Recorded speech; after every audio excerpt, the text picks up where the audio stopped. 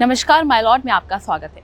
देखिए, ऐसा नहीं है कि कानून सिर्फ जीवित व्यक्तियों के अधिकार को ही सुरक्षित रखता है, बल्कि ये मृत यानी कि मरे हुए लोगों के अधिकारों को भी उसी तरीके से सुरक्षित रखता है।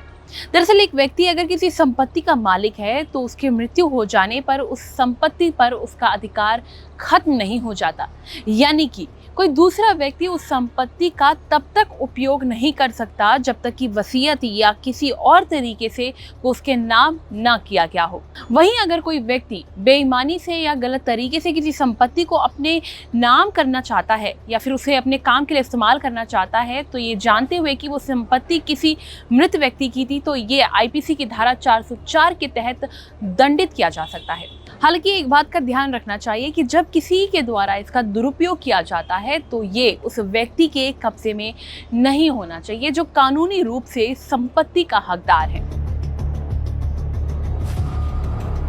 कुछ जरूरी चीजें हैं जो अगर मौजूद नहीं है तो आरोपी को आईपीसी की धारा 404 के तहत उत्तरदायी नहीं ठहराया जा सकता।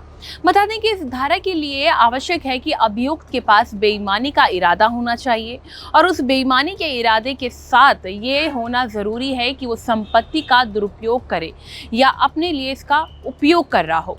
साथ ही जब कोई व्यक्ति किसी मृत व्यक्ति की संपत्ति को अपने लिए इस्तेमाल करता है तो उस समय उसे ये भी ज्ञान होना चाहिए कि ये संपत्ति मृत व्यक्ति के कब्जे में थी और ये कानूनी रूप से इसके कब्जे में नहीं आई है। अगर अभियुक्त मृतक की मृत्यु के समय उसका नौकर था तो ये धारा अधिक कठोर दंड का भी प्रावधान करती है।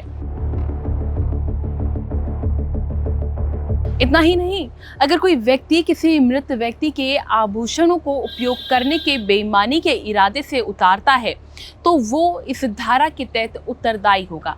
दरअसल ऐसा इसलिए क्योंकि आईपीसी 1860 के अन्य धाराओं में व्यक्तियों का उल्लेख करते हैं और एक मृत शरीर एक व्यक्ति का ही नहीं है, इसलिए केवल आईपीसी की धारा 404 में इस तरह के कार्य के खिलाफ सजा का प्रावधान है जिसके तहत अजनबी या उस व्यक्ति का कोई रिश्तेदार जो आभूषणों को मृत व्यक्ति से लेता है और इसे अपने उद्देश्यों के लिए उपयोग करता है। चलिए जानते हैं कि इन मामलों में सजा का क्या प्रावधान है।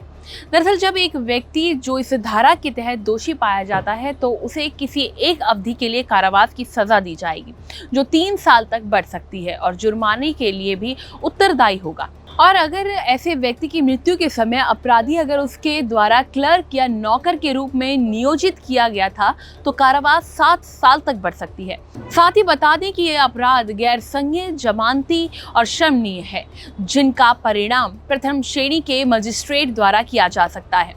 यह अपराध उन अपराधों में से एक है जिसके लिए पुलिस किसी आरोपी को बिना मजिस्ट्रेट के वारंट के गिरफ्तार कर सकती है।